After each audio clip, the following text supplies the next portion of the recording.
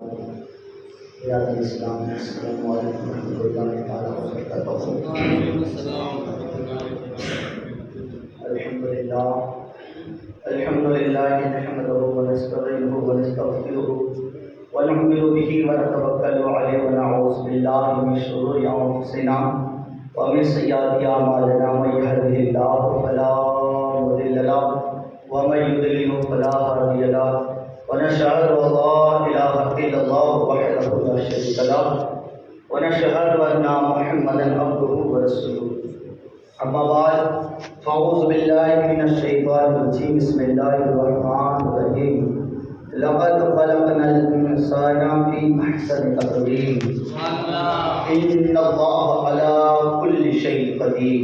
صدق اللہ مولانا العظیم، وبلغنا رسوله النبی الکریم، ونحن على ذلك لمن الشاہدین والشاکرین، والحمد للہ رب العالمین۔ بعد خدمت والوں، شمع رسالت کے پروانوں، غوث اعظم کے دیوانوں، اولیاء امت کے طلبگاروں، سرور کونین سلطان الدارین جد الحسن والحسین، صبح کائنات کے شمس و ضحیٰ، شام کائنات کے بدر الدجا، محمد عربی الہدا صلی اللہ تعالیٰ علیہ وسلم کی بارگاہ بے کس پناہ میں عقیدت کے ساتھ محبت کے ساتھ نبی والے نبی کی بارگاہ میں درود شریف کا نذرانہ پیش کریں۔ پڑھے بلند آواز سے اللہم صلی علی سیدنا مولانا محمد وبارک وسلم، صلو علیہ الصلوۃ والسلام علیک یا رسول اللہ صلی اللہ تعالیٰ علیہ وسلم۔ جو آیت مبارکہ میں نے تلاوت کرنے کا شرف حاصل کیا، اس سے قبل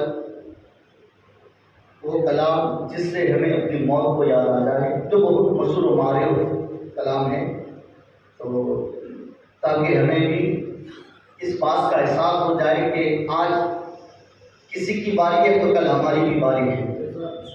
تو آپ سنیے، اور سننے کے بعد ہمیں اور آپ کو اس بات کا احساس کرنا ہے کہ ہمیں بھی مرنا ہے۔ جب ہم یہ چیز ہماری عقل میں، ہماری سوچ میں، ہماری دل و دماغ میں بیٹھ جائیں گے، تو پھر یاد رکھنا کہ موت یاد کرنے والا جب اپنی موت کو یاد کرتا ہے تو موت یاد کرنے والا موت سے نہیں ڈرتا، اور اپنی موت کو یاد بھی کرنا چاہیے۔ بڑا مشہور معروف کلام ہے اور بڑا خوبصورت کلام ہے، محبت سے کہتے ہیں سبحان اللہ۔ دنیا کے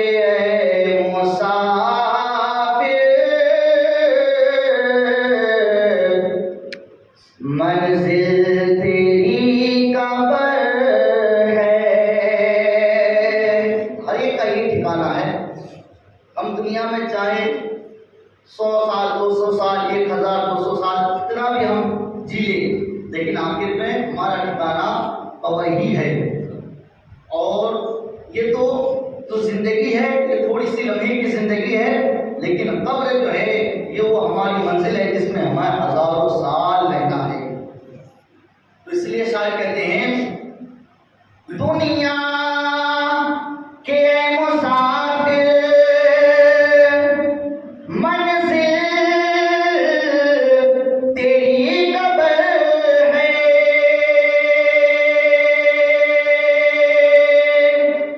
دنیا کے مسافر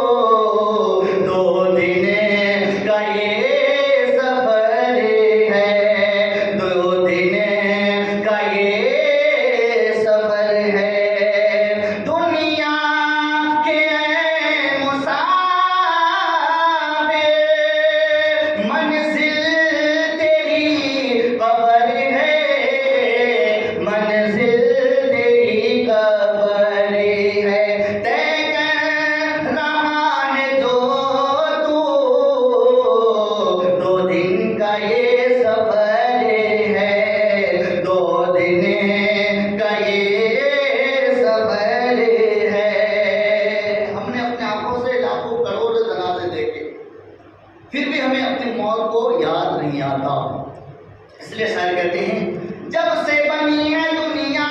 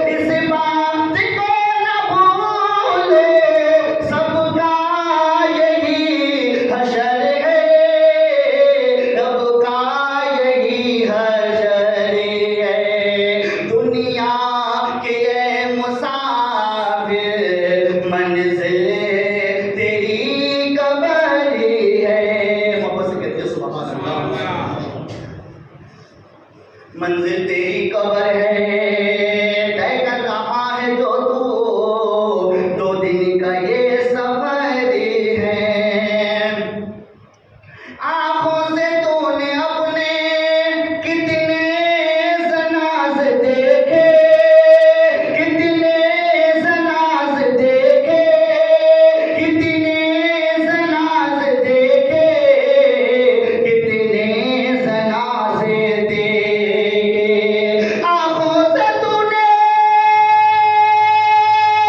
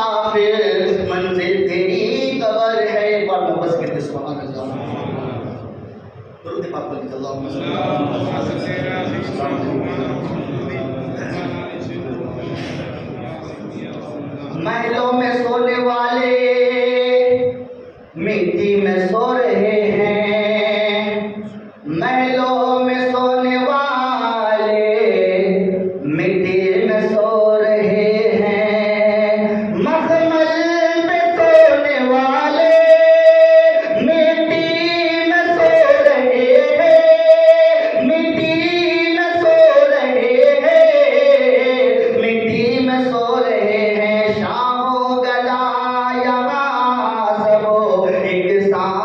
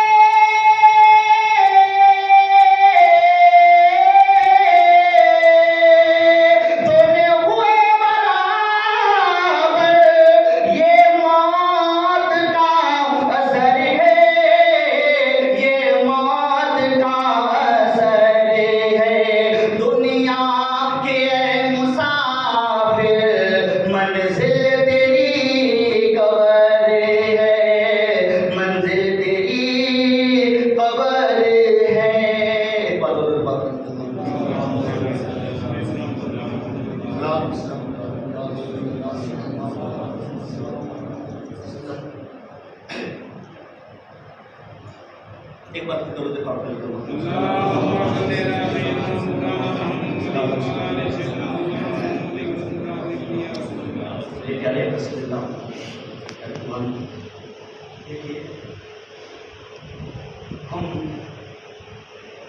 ہم نے اپنے رشتے دار کے یہاں، اپنے خاندان کے یہاں، اپنے گھر کے یہاں ہم نے بہت سے جنازے دیکھے، اور اللہ نے چاہا تو پھر دیکھیں گے. پھر ایک وقت ایسا بھی آئے گا کہ ہماری جنازہ بھی کوئی دیکھیں گے. ہمیں اور آپ کو سب کو مرنا ہے. انسان تو انسان، دنیا کی کسی بھی مخلوق سے اگر آپ پوچھیں گے تو سب کا یہی کہنا ہوگا کہ ہمیں بھی مرنا ہے. یہ دنیا فانی ہے، یہ زمین آسمان چاند سورج سیارے یہ سب فنا ہونے والی ہے. پھر بھی یہ سب جانتے ہوئے بھی ہم اپنے آپ کو بھول جاتے ہیں اور گناہوں میں مستقل ہو جاتے ہیں اور نیکیوں سے دنیا اختیار کر لیتے ہیں. اور پھر جب ہمارے یہاں کوئی میت ہوتی ہے تو باضابطہ بتایا جاتا ہے کہ اپنی موت کو یاد کرو، اپنے گھر والوں کو یاد کرو، اپنے گھر والوں کو سارے ثواب سے یاد کرو. لیکن پھر بھی یہ عمل ہم سے نہیں دیکھا جاتا، پھر بھی ہم یہ عمل ترک کرتے ہوئے نظر آتے ہیں. تو میرے دوستوں بزرگوں، اگر ہم کسی کو یاد کریں گے، ہم کسی کے لیے سارے ثواب کریں گے تو کل ہمارے لیے بھی کوئی سارے ثواب ضرور کریں گے. آج اگر ہم کسی کے جنازے میں شریک ہوں گے تو کل ہماری جنازے میں بھی کوئی شریک ہوں گے. یہ دنیا کا دستور ہے، یہ دنیا کا معاملہ ہے. تو میرے دوستوں بزرگوں، اسی طریقے سے آج ہم محترم حاجی عبدالستار، جس کو ستار بھائی کرتے ہیں، دیکھیے کچھ ایسے نام ہوتا ہے نا کہ عبدالستار، ستار، رزاق، غفار، خالق. تو ہم صرف رزاق خالق ہی کہتے ہیں، حالانکہ یہ اسماء الحسنہ میں سے نام ہے. یعنی جو ستار، خالق، رزاق، غفار، یہ صرف اللہ کو پکارا جاتا ہے، یعنی یہ نام صرف اللہ کا ہے. اب اگر ہم کسی بندے کا نام رکھیں، کیونکہ ہم خدا نہیں ہیں، ہم اللہ کے بندے ہیں، تو اب کسی بندے کا نام اگر رکھا جائے تو اب اس کو صرف ستار نام ہے. کیا کہے؟ عبدالستار، عبدالخالق، عبدالرزاق. اگر صرف آپ نے صرف ستار بھائی، رزاق بھائی، خالق بھائی کہا تو اس طریقے سے کسی کا نام لینا حرام ہے. اس چیز کا خیال رکھنا چاہیے. تو حاجی عبدالستار کی ساری ثواب کے لیے ہمارا آپ جمع ہوئے. میں اللہ سے ایک تہہ دل سے دعا کرتا ہوں کہ ہم نے جو ان کے لیے قرآن کی تلاوت کی، سارے گھر والوں نے ان کی یاد میں جو یہ مقدس محفل کو سجائے، اللہ پاک اس کا بدلہ مرحوم کو پورا عطا فرمائے. تو میرے دوستوں بزرگوں، اب دیکھیے اللہ تبارک و تعالیٰ نے ہمیں اور آپ کو انسان بنایا، خوبصورت بنایا. لقد خلقنا الانسان فی احسن تقویم. بے شک ہم نے انسان کو خوبصورت سانچے میں بنایا. کہتے سبحان اللہ. اللہ کا بڑا شکر ہے، اللہ کا فضل و کرم ہے کہ اللہ پاک نے ہمیں اور آپ کو خوبصورت انسان بنایا. اور کتنا خوبصورت، حور و غلما سے بھی خوبصورت انسان کو بنایا. ایسے اللہ نے ایک سے ایک بڑھ کر خوبصورت چیزوں کو بنایا ہے، لیکن انسان کو خاص خوبصورت کیوں کہا؟ اس کی وجہ یہ ہے کہ اللہ کے نبی صلی اللہ تعالیٰ علیہ وسلم جو شکل و اختیار میں جس شکل میں آئے وہ کسی اور شکل میں نہیں بلکہ انسانی شکل میں آئے. کہتے سبحان اللہ. تو یہ اللہ کا بڑا احسان ہے. تو میرے دوستوں بزرگوں، تو اللہ پاک نے ہمیں انسان بنایا اور انسان کا مقام اللہ نے بہت بڑا مرتبہ عطا فرمایا. دیکھیے اللہ نے لفظ کن کہا، زمین بن گئے، آسمان بن گئے، کائنات کے ذرے ذرے بن گئے. نہ جانے اللہ پاک نے کیا کیا بنایا. سادہ زبان میں آپ یہ سمجھیے کہ اللہ نے لفظ کن کہا تو دنیا بن گیا. کہتے سبحان اللہ.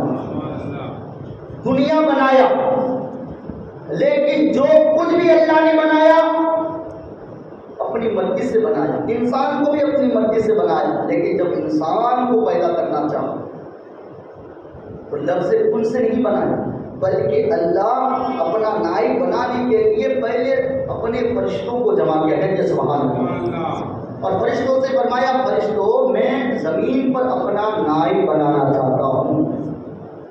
اب بتائیے، اللہ نے جنت بنایا اپنی مرضی سے، آسمان بنایا اپنی مرضی سے، زمین بنایا اپنی مرضی سے، گائے بیل بھینس جرندے پرندے 18,000 مخلوقات کو اللہ نے بنایا اپنی مرضی سے بنایا، لیکن جب اللہ پاک نے انسان کو بنانا چاہا تو بنانے سے پہلے فرشتوں سے فرمایا فرشتوں انی جاعل فی الارض خلیفہ، فرشتوں بتاؤ میں اپنے زمین پر اپنا نائب بنانا چاہتا ہوں۔ فرشتوں اللہ کی بارگاہ میں عرض کرتے میرے ربا میرے پروردگار، تو انسان کو بنائے گا کس لیے بنائے گا؟ تیری عبادت کرنے کے لیے، ہم تیرے مقدس فرشتے ہم تیری عبادت کرتے ہیں، ہم تیری فرما برداری کرتے ہیں، آخر انسان کو کس لیے بنائے گا؟ اللہ تبارک و تعالیٰ فرماتا ہے فرشتوں میں جو جانتا ہوں وہ تم نہیں جانتے۔ اللہ کیا کہتا ہے؟ میں جو جانتا ہوں وہ تم نہیں جانتے۔ فرشتے کہتے ہیں یا اللہ تو انسان کو بنائے گا، انسان آئے گا دنیا میں فتنہ کریں گے، فساد کریں گے، کو کیا ضرورت ہے؟ تو اللہ نے فرمایا کہ فرشتوں میں جو جانتا ہوں وہ تم نہیں جانتے۔ تو میرے دوستوں بزرگوں، تو اس طریقے سے اللہ پاک نے انسان کو بنایا۔ اس میں بارہا میں اکثر بیان کرتے رہتا ہوں، آپ نے سنا بھی ہوگا، لیکن دیکھیے اللہ وہ ہے، اللہ وہ ہے جس نے کائنات کو بنایا، یہ ان کی مرضی ہے، جو چاہے جیسا چاہے وہ بنا دے، ان کی شان بڑی نرالی ہے اور وہ سب سے بڑا ہے۔ اسی لیے اللہ پاک نے زمین و آسمان کو بنایا، پھر اللہ تبارک و تعالیٰ نے اللہ کے نبی سے فرمایا، کیا فرمایا؟ قل اللہ احد، محبوب کہہ دو کہ وہ اللہ ایک ہے، کہتے ہیں سبحان اللہ۔ محبوب کہہ دو کہ وہ اللہ ایک ہے جس نے کائنات کو بنایا، جس نے زمین و آسمان کو بنایا، جس نے 18,000 مخلوقات کو بنایا، وہ رب ڈائریکٹ بندوں سے نہیں کہہ رہا ہے، اپنی ربوبیت کا اظہار کر رہا ہے، لیکن کس سے کر رہا ہے؟ اپنے محبوب سے کر رہا ہے۔ اللہ چاہتا تو ڈائریکٹ بندوں سے کہہ سکتا تھا کہ میرے بندوں میں تمہارا رب ہوں، لیکن اللہ کیا فرمایا؟ قل اللہ احد، محبوب کہہ دو کہ وہ اللہ ایک ہے۔ کیوں؟ اس لیے کہ اللہ تبارک و تعالیٰ نے عام بندوں سے کیوں نہیں کہا؟ آپ یہ نہ سمجھیے کہ اللہ عام بندوں سے ہم کلام نہیں کر سکتا، اگر اللہ چاہے تو کر بھی سکتا ہے، لیکن ان کی شان کے خلاف ہے۔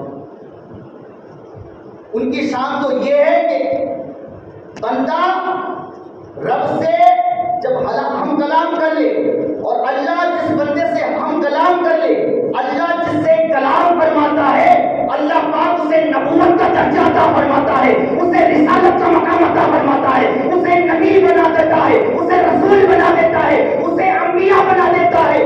اللہ جس سے کلام کر لے، اللہ پاک اسے ولی بنا دیتا ہے، غوث بنا دیتا ہے، اللہ کا مقرب بندہ بنا دیتا ہے۔ اچھا، دوسری بات یہ ہے کہ اللہ نے عام بندوں سے کیوں نہیں کہا؟ اس کی وجہ یہ بھی ہو سکتی ہے کہ اللہ پاک اگر عام بندوں سے کہتا، اب دنیا کے اندر بہت سارے کروڑوں اربوں خربوں انسان ہیں، لیکن سب کے فرقے الگ الگ ہیں، سب کے عقائد الگ الگ ہیں، سب کے مذہب الگ الگ ہیں، سب خدا کو مانتا ہے، لیکن ماننے کا طریقہ، عبادت کرنے کا سب کا طریقہ الگ الگ ہے۔ ہم جس کو خدا مانتے ہیں کوئی اور کسی کو خدا مانتا ہے، تو ہو سکتا ہے کہ اللہ بندوں سے کہے میں تمہارا رب ہوں، ہو سکتا ہے کہ بندہ اللہ کو ماننے سے انکار کر دے اور اللہ کی بات بندہ ٹال دے، یہ رب کو گوارا نہیں، یہ رب کو گوارا نہیں۔ اس لیے اللہ نے اس محبوب سے فرمایا ہے کہ کہہ دو کہ وہ اللہ ایک ہے۔ اسی طرح جب حضور صلی اللہ تعالیٰ علیہ وسلم نے نبوت کا اظہار کیا، اپنی نبوت کے بارے میں اعلان کیا، تو کفار و مشرکین اس کے محبوب سے فرمایا۔ کیوں فرمایا؟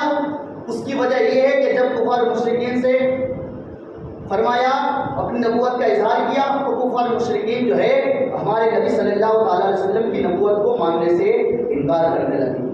تو حضور صلی اللہ علیہ وسلم افسوس کرنے لگا, سوچنے لگا, آپ کے دل میں غم کے اثار ہونے لگے, کیا میں اللہ کا نبی نہیں ہوں؟ کیا میں اللہ کا محبوب نہیں ہوں؟ کیا میں خاتم النبیین نہیں ہوں؟ کیا میں رحمت للعالمین نہیں ہوں؟ آپ یہ سوچنے لگے. تو اتنے میں اللہ پاک نے اس کے محبوب سے فرمایا, محبوب یاسین والقرآن الحکیم انک لمن المرسلین.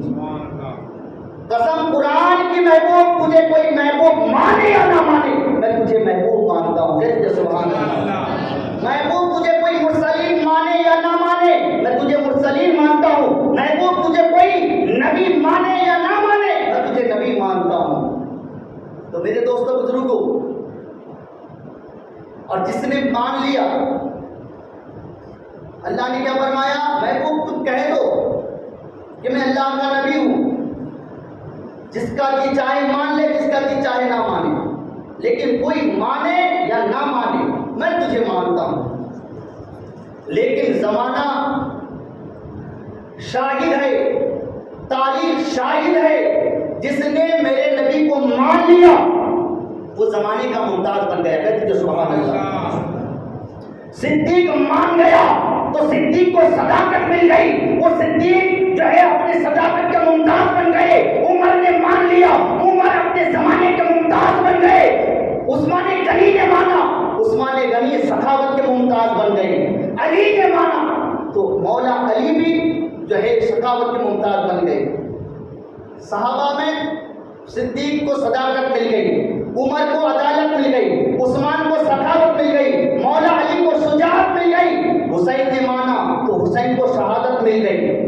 امام اعظم نے مانا تو امام اعظم کو امامت مل گئی. غوث نے مانا تو غوث کو کرامتیں مل گئی. حق تو یہ ہے کہ جس نے جیسا میرے نبی سے عقیدت رکھا, محبت رکھا, اور جو جتنا چادر کو, اپنی چادر کو, اپنے دامن کو حضور کی بارگاہ میں پھیلایا, میرے آقا اس کو اتنا ہی عطا کرتا گیا. اسی لیے زمانے میں کوئی غوث بنتے ہوئے نظر آتے ہیں, کوئی قطب بنتے ہوئے نظر آتے ہیں, کوئی ولی بنتے ہوئے نظر آتے ہیں, کوئی شیخ بنتے ہوئے نظر آتے ہیں, کوئی مجدد بنتے ہوئے نظر آتے ہیں, کوئی مفکر بنتے ہوئے نظر آتے ہیں. اسی لیے تو اپنے غیر بھی میرے مصطفیٰ کے ٹکڑوں پر پلتے ہیں. تبھی تو میرے امام احمد رضا نے فرمایا, کون دیتا ہے دینے کو منہ چاہیے, دینے والا ہے سچا ہمارا نبی, جن کے تلووں کا دھون ہے آب حیات, وہ ہے جان مسیحا ہمارا نبی. تو میرے دوستوں بزرگوں, جس نے جتنا دامن پھیلایا میرے مصطفیٰ کے در میں, تو اس کو اتنا ہی عطا کرتا ہے. تو جس نے مانا وہ زمانے کا ممتاز بن گیا. ہم بھی میرے مصطفیٰ کی عظمت و رسالت کو مانتے ہیں. ہمیں بھی اپنے مقدر پر ناز ہے, اپنی قسمت پر ناز ہے. چاہے زندگی ہماری امیری غریبی میں کسی بھی حال میں گزرے, لیکن ہم حضور کے غلام ہیں, حضور کی بارگاہ میں درود پڑھتے ہیں. یہ ہمارے لیے کے لیے سب سے بڑی نعمت ہے. تو میرے پیارے کا صلی اللہ تعالیٰ علیہ وسلم کی پیاری کی بات, تو اللہ تبارک و تعالیٰ وہ اپنی مرضی کے مالک ہے, وہ ہر چیز پر قادر رکھتا ہے. ان اللہ علی کل شیء قدیر, وہ ہر چیز پر قادر ہے, وہ جیسا چاہے وہ کر سکتا ہے. لیکن ان کا جو نظام ہے وہ ہمیں سمجھ میں آئے یا نہ آئے, لیکن وہ جو بھی کرتا ہے وہ ٹھیک کرتا ہے. اسی لیے اللہ پاک نے حضرت آدم علیہ السلام کو بغیر ماں باپ کی پیدا کیا. دنیا میں انسان آنے کے لیے ماں باپ کا ہونا ضروری ہے, شرط ہے. لیکن اللہ پاک نے آدم علیہ السلام کو بغیر ماں باپ کی پیدا کر کے یہ ثابت کر دیا کہ اے لوگوں, میں وہ تمہارا رب ہوں, میں اگر چاہوں تو بغیر ماں باپ سے بھی تمہیں پیدا کر سکتا ہوں. لیکن یہ ان کی شان یہ نہیں کہ ہر کسی کو بغیر ماں باپ سے پیدا کرے. اسی طریقے سے اماں حوا کی اگر بات کریں تو اسے بھی بغیر ماں باپ سے پیدا کیا. حضرت آدم علیہ السلام کی مائیں مچھلی سے اماں حوا کو پیدا کروایا, اور یہ بھی ثابت کر کے دکھا دیا کہ اے لوگوں, میں اگر چاہوں تو بغیر مٹی اور پانی کے میں تمہیں پیدا کر سکتا ہوں. کہ سبحان اللہ, یہ میری شان ہے. لیکن خدا کی یہ شان نہیں کہ ہر کسی کو اس طریقے سے پیدا کرے. اسی طریقے سے حضرت عیسیٰ علیہ السلام کو اللہ پاک نے بغیر باپ کے پیدا فرما کر کے یہ لوگوں کو بتا دیا، سمجھا دیا کہ اے لوگوں، میں چاہوں تو بغیر باپ سے بھی میں تمہیں پیدا کر سکتا ہوں۔ تو خدا وہ ہے جو اس کی چاہے بغیر کچھ نہیں ہو سکتا، وہ جو چاہتی ہے وہی ہوتا ہے۔ تو میرے دوستوں بزرگوں، اب ہمیں یہاں یہ سمجھنا ہے کہ اللہ نے ہمیں اور آپ کو دنیا میں بھیجا، انسان بنا کر کے بھیجا۔ اللہ پاک نے ہمیں عقل و شعور سے نوازا، دیکھنے کے لیے بینائی عطا کیا، نہ جانے اللہ پاک نے ہمیں کتنی نعمتوں سے نوازا، کتنی ساری نعمتوں سے نوازا۔ اللہ پاک نے ہمیں عزت دی، دولت دی، شہرت دی، سب کچھ دیا، اور انسان کو اللہ نے کس لیے پیدا کیا؟ اللہ کی عبادت کے لیے۔ اور انسان کے علاوہ اللہ نے جتنی بھی مخلوق کو بنایا، یہ سب کس کے لیے بنایا؟ انسان کے لیے بنایا۔ اور ہمیں کس کے لیے بنایا؟ اللہ کی عبادت کرنے کے لیے بنایا۔ تو اب بتائیے کہ ہم اللہ کی عبادت کر رہے ہیں؟ ذرا غور کریں، ذرا سوچیں، یہ زندگی ہمیں بھی کس کے لیے؟ اس لیے کہتے ہیں کہ نماز یہ ہماری بندگی ہے۔ رب کی بندگی کیا ہے؟ اللہ کی عبادت ہے۔ نماز یہ ہماری بندگی، لیکن اگر ہم اسی نماز کو، اسی عبادت کو اگر ہم سمجھ لیں تو یہ عبادت، یہ نماز ہماری زندگی ہے۔ کیا جسم عبادت کو اگر ہم سمجھ لیں تو یہ عبادت ہماری زندگی ہے۔ تو میرے دوستوں بزرگوں، اور زندگی ہمیں اسی لیے دی گئی ہے تاکہ ہم یہ زندگی اللہ کی فرما برداری میں گزار سکیں، اللہ کی عبادت کر کے ہم اپنی زندگی کو بسر کر سکیں۔ تو میرے دوستوں بزرگوں، اللہ نے جسے ہمیں انسان بنا کر کے بھیجا، ساری مخلوق میں ممتاز بنا کر کے بھیجا، کیا ہم اس رب کو یاد کیے بغیر، اس کی یاد میں غافل ہو کر کیا ہم اپنی زندگی کو بسر کریں؟ ذرا سوچیں، ذرا غور کریں۔ نہیں، ہمیں چاہیے کہ ہم اس کو زیادہ سے زیادہ عبادت کریں، ہم زیادہ سے زیادہ اس کی فرما برداری کریں، ہم زیادہ سے زیادہ اس کی عبادت میں رہیں۔ میرے دوستوں بزرگوں، اور یہی انسان کے لیے سمجھداری ہے، عقل مندی ہے۔ جو اللہ کی یاد سے غافل ہے، اللہ کے ذکر سے دور ہے، اللہ کی فرما برداری سے دور ہے، سمجھ لو کہ وہ نادان ہے، ناسمجھ ہے، اور وہ بیوقوف ہے۔ تو میرے دوستوں بزرگوں، تو ہمیں اپنی زندگی کو اللہ کی فرما برداری میں نکالنا ہے۔ یہ زندگی پا کر ہمیں اللہ اس کے رسول کو راضی کرنا ہے۔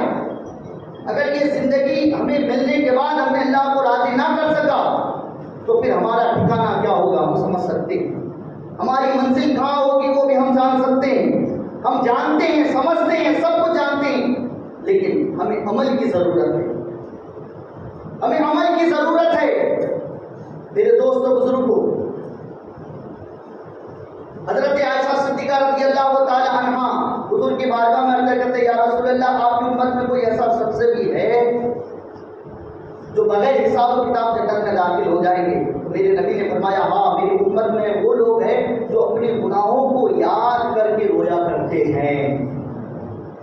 اب بتائیے، ہم نے 2-4 وقت کی نماز ہم نے کیا پڑھ لیا، ہم نے ایک حج کیا کر لیا، ہم نے 2-4 نیکیاں کیا کر لیا، ہم اپنے آپ کو پرہیزگار تک ہی سمجھتے ہیں، لیکن ہم نے جس گناہ کو کیا ہے، کیا ہم نے کبھی پلٹ کر اس طرف جھانک کر کے دیکھنے کی کوشش کی کہ ہم نے دنیا کے اندر کتنی گناہ کیا ہے، کتنی بے حیائی کی ہے، ہم نے نہ جانے کیسے کیسے گناہوں میں مبتلا رہے؟ کیا کبھی ہم نے اس بات کو ہم نے اپنے دل میں لینے کی کوشش کی ہے؟ میرے دوستوں بزرگوں، یاد رکھیے، حضور صلی اللہ تعالی علیہ وسلم فرماتے ہیں کہ ہر انسان کی زندگی میں 3 ساتھی ہوتے ہیں۔ کتنے ہوتے ہیں؟ 3۔ ان کے 3 ساتھی ہوتے ہیں، 3 دوست ہوتے ہیں، اور ہر انسان کا کوئی نہ کوئی اس کا دوست ہوتا ہے، کوئی نہ کوئی دشمن ہوتا ہے۔ تو پہلا جو ساتھی ہے وہ انسان جس چیز سے ہمیشہ محبت کرتا تھا، پیار کرتا تھا، عقیدت رکھتا تھا، اٹھتے بیٹھتے سوتے جاگتے ہر وقت اس کے ساتھ ہوتا تھا، لیکن انسان جیسے ہی اس کا انتقال کر جاتا ہے، جیسے انسان مر جاتا ہے، فوراً اس کا ساتھ چھوڑ دیتا ہے، اس کا ساتھی اس سے دور ہو جاتا ہے۔ اور دوسرا ساتھی کون ہے؟ دوسرا ساتھی وہ کہ دنیا میں بھی ساتھ رہتا ہے، مرنے کے وقت میں بھی ساتھ رہتا ہے، اور جنازے میں بھی ساتھ رہتا ہے، اور جیسے ہی مرنے والوں کو قبر میں لٹایا جاتا ہے، کفن دفن کے بعد پھر وہ بھی اس کا ساتھ چھوڑ کر آ جاتا ہے۔ یہ دوسرا ساتھی ہے۔ جیسے ہی انسان کو لٹایا گیا، اس کے اوپر مٹی ڈال دیا گیا، قبر تیار ہو گیا، وہ ان کا ساتھ چھوڑ کر چلے آتے ہیں۔ اب تیسرا ساتھی وہ ہے، حضور فرماتا ہے کہ اب ان تینوں میں سے تمہیں پسند کرنا ہے کہ ہمیں کون سے ساتھی کو پسند کرنا ہے۔ اور یہ چیز اگر ہم سمجھ لیں تو ہماری زندگی کی تقدیر بدل سکتی ہے۔ تو میرے نبی فرماتے ہیں تین ساتھی وہ ہے، تیسرا ساتھی وہ ہے تو زندگی میں بھی تمہارے ساتھ رہتا ہے، نزا کے وقت بھی تمہارے ساتھ رہتا ہے، موت کے وقت بھی تمہارے ساتھ رہتا ہے، کفن کے وقت بھی تمہارے ساتھ رہتا ہے، کاندے کے وقت بھی تمہارے ساتھ رہتا ہے، جنازے میں بھی تمہارے ساتھ، فرشتے جب آتے ہیں اس وقت بھی تمہارے ساتھ، پل صراط میں بھی تمہارے ساتھ، میزان عمل میں بھی تمہارے ساتھ، حوض کوثر میں بھی تمہارے ساتھ، یہاں تک کہ جب تک تمہیں جنت میں نہیں پہنچایا جاتا تمہارے ساتھ رہتا ہے۔ سبحان اللہ۔ یہ تیسرا ساتھی ہے جو دنیا میں بھی ساتھ، موت کے وقت بھی ساتھ، جنازے میں بھی ساتھ، قبر میں بھی ساتھ، قیامت میں بھی ساتھ، میزان عمل میں بھی ساتھ، اور یہاں تک کہ جب تک تمہیں جنت میں نہ پہنچاتے وہ تمہارا ساتھ نہیں چھوڑتا۔ یہ تین ساتھی ہے۔ حضور فرماتے ہیں اختیار تمہیں کرنا ہے۔ اب تین ساتھیوں میں سے جو پہلا ساتھی ہے وہ کون ہے؟ جو انسان مرتا ہے، مرنے سے پہلے اس کے ساتھ ہر وقت رہتا ہے، اٹھنے بیٹھنے سونے کھانے پینے سے ہر وقت، اور وہ انسان کو اس سے محبت کرتا ہے، پیار کرتا ہے، وہ پہلا وہ ساتھی ہے۔ آپ کا مال، آپ کی دولت، آپ کا بنگلہ، آپ کا گھر، آپ کی جائیداد، آپ کا سونا چاندی جواہرات، یہ سب آپ کے ساتھی ہیں۔ اور اب دیکھیے سب سے زیادہ ہم جس چیز سے محبت کرتے ہیں آج دنیا اس کو دولت کہتی ہے۔ آج ہم اس سے زیادہ محبت کرتے ہیں، ہمارا لگاؤ اس سے زیادہ ہے۔ اگر ہماری دکان تھوڑی زیادہ چلنے لگے تو فوراً ہم سوچ لیتے ہیں کہ نہیں پہلے دھندا کریں گے اس کے بعد نماز پڑھیں گے۔ تو دولت سے ہم زیادہ لگاؤ رکھتے ہیں، لیکن ہم جس دولت سے محبت کرتے ہیں، ہم جس دولت کے لیے ہم اپنی جان کو، اپنے خون کو پسینہ کر کے ہم بہایا کرتے ہیں، لیکن جیسے ہی ہماری روح نکل گئی، ہمارا انتقال ہو جاتا ہے، فوراً وہ ساری چیزیں ہمارا ساتھ چھوڑ دیتا ہے۔ آپ نے کبھی دیکھا ہوگا کہ کسی اولاد نے اپنے باپ کے سرانے پر سونے کا ہار رکھا ہو؟ کبھی ہم نے دیکھا ہوگا؟ زیادہ سے زیادہ ہم نے کیا کیا؟ مہنگے سے مہنگے کفن کے کپڑے ہم نے پہنا کر کے ہم اس کو دفنایا، یہی ہم کرتے ہیں۔ اس سے زیادہ کبھی آپ نے دیکھا کہ لاکھ روپے کا بندل اس کے قبر پر رکھ دیا؟ یا مرنے والوں نے کبھی یہ وصیت کیا کہ میں جب دنیا سے جاؤں گا تو میری ساری دولت میرے قبر میں رکھ دینا؟ کیونکہ مرنے والوں کو بھی پتا ہے کہ جب میں جاؤں گا تو صرف میرے بدن میں کیا ہوں گے؟ کفن کے ٹکڑے ہوں گے۔ سب جانتے ہیں، سب سمجھتے ہیں، لیکن پھر بھی ہم ایسے کو ساتھی بناتے ہیں۔ ہم ایسے کو کیوں ساتھی بنائیں جو مرنے کے بعد چھوڑ دیں؟ اب دوسرا ساتھی کون ہے؟ میرے نبی فرماتے ہیں دوسرا ساتھی وہ ہے جو آپ کے ساتھ رہتا ہے، جنازے میں بھی رہتا ہے، اور جب آپ کو قبر میں لٹایا جائے اور کفن دفن ہو جائے تو آپ کو چھوڑ کر آ جاتے ہیں، وہ ہے انسان۔ وہ کون ہے؟ وہ انسان ہے۔ چاہے بیٹا کتنا بھی اپنے باپ سے محبت کرتا ہو، اولاد چاہے کتنا بھی اپنے باپ سے محبت کرتا ہو، باپ چاہے اولاد سے کتنا بھی محبت کرتا ہو، خاندان والے چاہے اس سے کتنا بھی عقیدت رکھتا ہو، چاہے بیوی ہو، چاہے شوہر ہو، چاہے بھانجا ہو، کچھ بھی ہو رشتے میں، لیکن ہم نے یہی دیکھا ہے کہ باپ کا بھی جنازہ ہو تو اولاد اس کو قبر میں لٹانے کے بعد، مٹی دینے کے بعد، اولاد بھی، وہ اولاد جس اولاد کے لیے باپ پوری زندگی محنت کرتے رہے، جس اولاد کے لیے باپ اپنے خون کو پسینہ بہا کر اپنے اولاد کو کامیابی کی دہلیز پر کھڑا کیا، جس اولاد کو قابلیت بنانے کے لیے باپ پوری زندگی محنت کرتے رہے، لیکن وہ اولاد بھی اپنے باپ کو قبر میں چھوڑ کر چلے آتے۔ یہ دوسرا ساتھی ہے۔ اب تیسرا ساتھی وہ ہے جو قبر سے لے کے قیامت تک، اور قیامت سے لے کے میزان عمل، میزان عمل سے لے کے پلسرات، پلسرات سے لے کے حوض کوثر، حوض کوثر سے لے کے آپ کو جنت تک پہنچایا جاتا ہے۔ وہ ہے آپ کی نماز، کہتے سبحان اللہ۔ وہ ہے آپ کی حج، نماز، روزہ، حج، زکات، عبادت، نیکی۔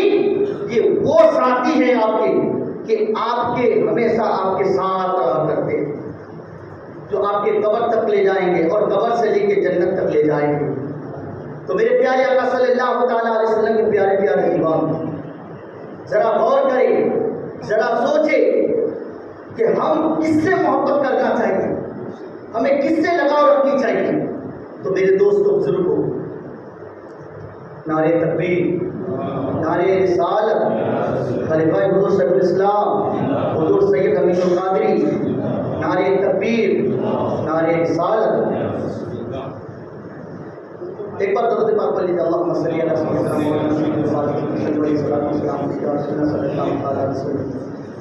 تو میرے پیارے آقا صلی اللہ تعالیٰ علیہ وسلم کے پیارے پیارے دیوانوں، تو دیکھیے یہ زندگی ہے، تو ہمیں اس زندگی کو پا کر اللہ کو راضی کرنا ہے اور نیکیاں حاصل کرنا ہے۔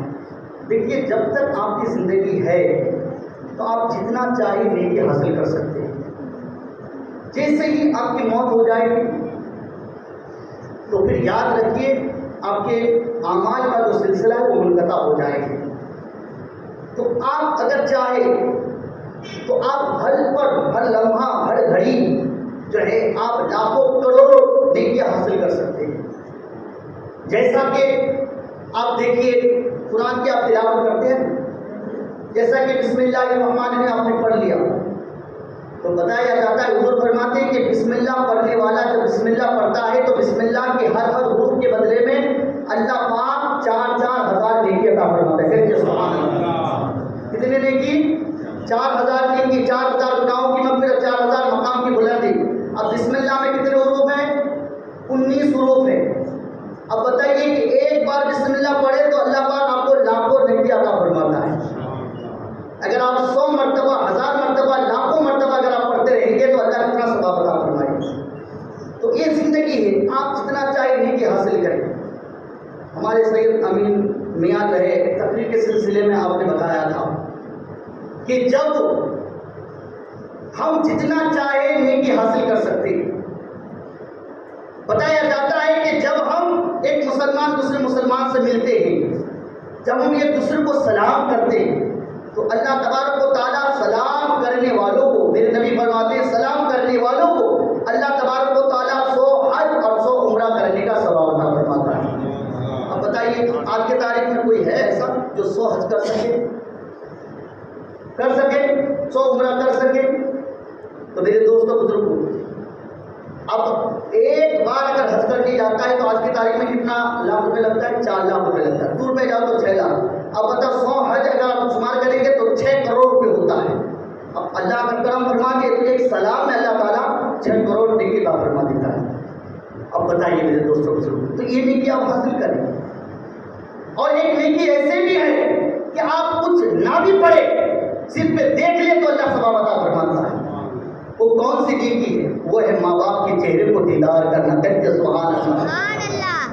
اگر اولاد ماں باپ کو محبت کی نظر سے دیکھتا ہے تو میرے نبی فرماتے ہیں جتنے بار محبت کی نگاہوں سے دیکھے گا اولاد، اللہ تعالیٰ ہر مرتبہ دیکھنے والوں کو اللہ ایک حج مقبول کی سعادت عطا فرمائے گا۔